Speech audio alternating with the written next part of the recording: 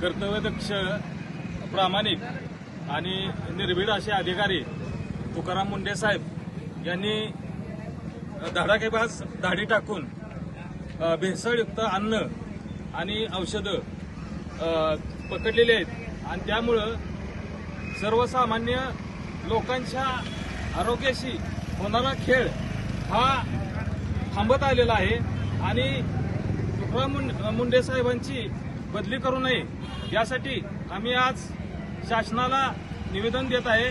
त्यांचा जो कालावधी आहे तो पूर्ण होईपर्यंत त्यांना तिथंच ठेवावं आणि जो भेसळयुक्त महाराष्ट्र आहे तो स्वच्छ साहेबांनी करावा अशी साहेबांना मी विनंती करतो। आणि जे ऑनलाईनमध्ये जे बनावट औषध किंवा बनावट कॉस्मेटिक्स म्हणा, फूड प्रोडक्ट्स म्हणा येत आहेत, काय नशेची इंजेक्शन सुद्धा ऑनलाईनद्वारे येत आहेत, तर ह्या बेकायदेशीर ऑनलाईनवर हे जे थांबवण्याचं काम आहे ते तुकाराम मुंढे साहेबच करू शकतात आणि म्हणून त्यांचं आम्ही मनापासून कौतुक करतो।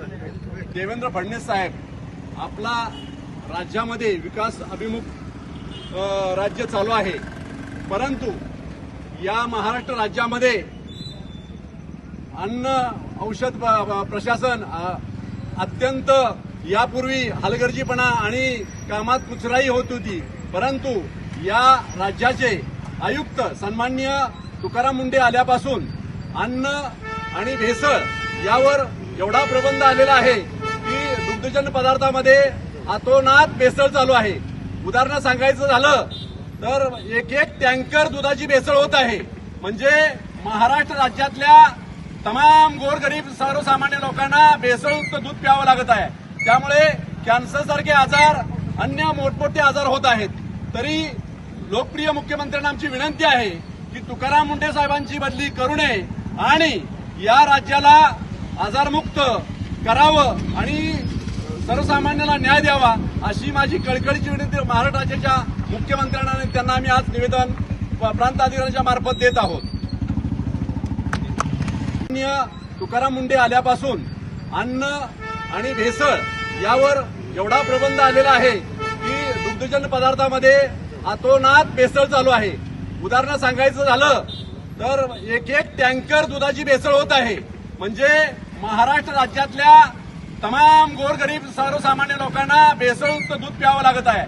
त्यामुळे कॅन्सरसारखे आजार, अन्य मोठमोठे आजार होत आहेत।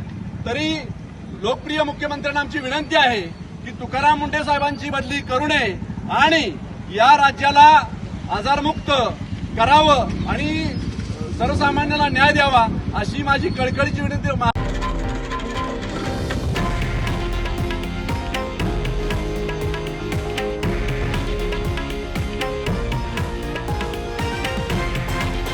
हे आहे देशातील नंबर 1 न्यूज नेटवर्क आणि आपण पाहत आहात TV9 मराठी, एकमेव।